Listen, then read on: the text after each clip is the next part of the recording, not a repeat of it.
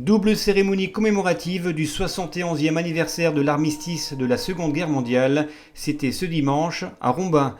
Élus, forces vives, représentants d'associations patriotiques, membres de l'association Weston Romba et de l'association French Militaria Motor Club, s'étaient tout d'abord réunis au mémorial américain rue de Metz.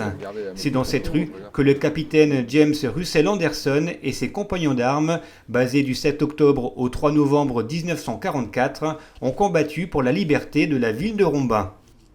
Après le traditionnel dépôt de gerbes, Christophe Kiffer, vice-président de l'association French Militaria Motor Club, et Lionel Fournier, maire de Rombin, ont rappelé les sacrifices consentis par les soldats américains pour retrouver notre liberté. Ils n'ont rien oublié, ces Français d'alors, qui de leurs yeux ont vu ces journées grandioses et terribles de ces mois d'été, d'automne et d'hiver 44, où le pays retrouva sa liberté, sa force et la foi en son avenir.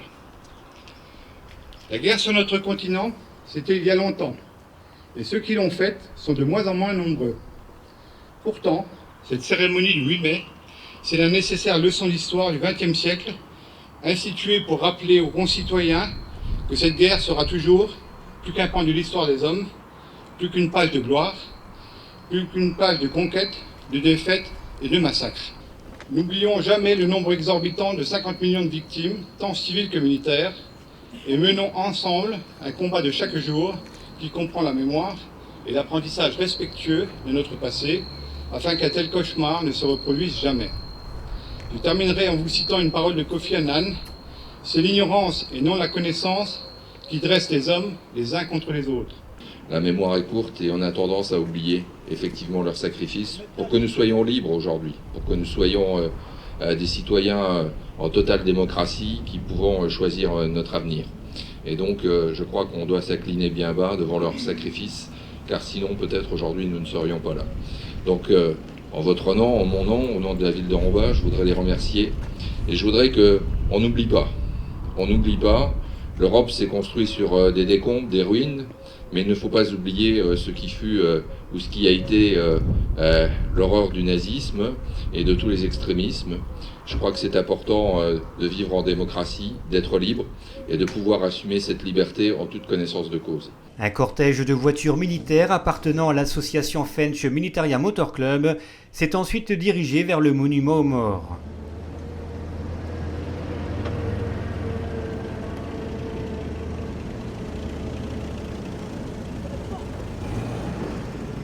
Sur place, nouveau dépôt de gerbes par les membres des Malgré nous, de l'Union nationale des combattants et de la municipalité, et nouveau discours. Le premier par Joseph Sikora, président de l'UNC Rombin, et le second par Lionel Fournier, qui a lu le message du secrétaire d'État auprès du ministre de la Défense, chargé des anciens combattants et de la mémoire, Jean-Marc Todeschini.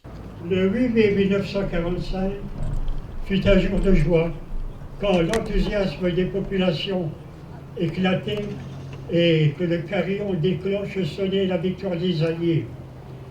Après le sacrifice de 1940 des troupes françaises et dans les années qui suivirent, la France désespérée, mais qui espérait toujours la fin de l'occupation, le retour de presque 2 millions de prisonniers de guerre, la suppression des restrictions, l'arrêt des bombardements, la cessation des arrestations arbitraires, le terme des persécutions racistes, l'achèvement du service du travail obligatoire en Allemagne. Bref, le pays aspirait à la reprise d'une vie normale. Parce que la victoire du 8 mai 1945 a coûté cher en sacrifice, il est de notre devoir d'en tirer les leçons. Il nous faut garder en mémoire le prix à payer par la société pour venir à bout du totalitarisme. Encore, l'actualité l'illustre abondamment ces jours-ci. Les profanations des cimetières, en particulier celle du carré militaire musulman de Notre-Dame de Lorette du 5 avril, sont d'autant plus scandaleuses. Elles méritent sanctions et réparation. La nation doit veiller avec vigilance au respect des institutions, elles-mêmes protectrices des valeurs de société que la loi civile a la mission de prévoir et de défendre. Pour cela, la République doit consentir un effort de défense proportionné aux menaces, tant pour ne pas être surprise que pour assurer en permanence la sécurité des citoyens.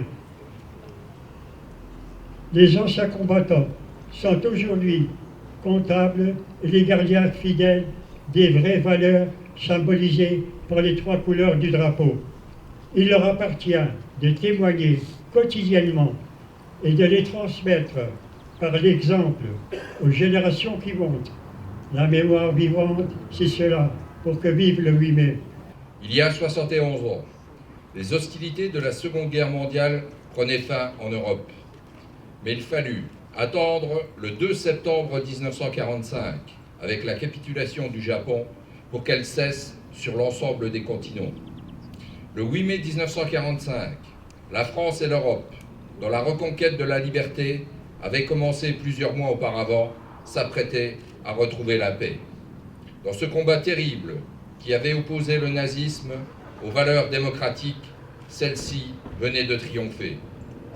Tout au long du cycle commémoratif du 70e anniversaire de la Seconde Guerre mondiale qui a pris fin l'an dernier, la France, avec force, a rendu hommage aux femmes et aux hommes qui ont permis la libération et la victoire. Certains avaient fait le choix de la France libre sur tous les continents. Les forces françaises libres et ces soldats venus d'Afrique n'ont cessé de combattre pour la liberté de la France. Leurs souvenirs furent particulièrement honorés par la commémoration de la libération de la Corse le 4 octobre 2013 et celle du débarquement en Provence le 15 août 2014. La Seconde Guerre mondiale fut marquée par un déchaînement de violence jusqu'alors inconnu dans l'histoire. Durant ces années de guerre, la distinction entre le front et l'arrière a été abolie. Il faut se souvenir, aujourd'hui, de toutes ces femmes, de tous ces enfants, de tous ces hommes qui ont souffert et qui portèrent cette souffrance jusqu'à leur mort. Les réfugiés, les victimes des bombardements, les prisonniers de guerre, les internés, les déportés. Ces mémoires de courage et de souffrance doivent continuer à vivre, au-delà des commémorations. En ce 71e anniversaire de la fin des combats de la Seconde Guerre mondiale, il ne faut pas cesser de visiter et d'arpenter ces lieux qui nous rappellent aussi que de toutes ces souffrances et de tous ces courages est née l'Europe libre et en paix, un héritage dont nous devons rester les gardiens vigilants. Merci. Lionel Fournier a ensuite donné rendez-vous à la population le 29 mai. La ville participera en effet aux commémorations internationales du centenaire de la bataille de Verdun, programme en cours d'élaboration.